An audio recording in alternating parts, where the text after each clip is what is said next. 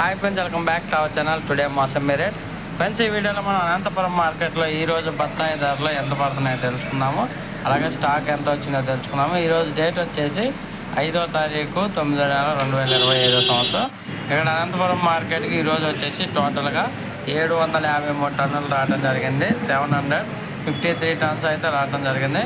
కనిష్ట ధర వచ్చేసి 7,000 రూపాయలకి అయితే కొనుగోలు చేశారు. 7,000 రూపీస్కి అయితే కొనుగోలు చేశారు కనిష్ట ధర. అలాగే మధ్యస్థ ధర వచ్చేసి 12,000 రూపాయలకి అయితే కొనుగోలు చేశారు. ఒక టన్ను 12,000 రూపీస్.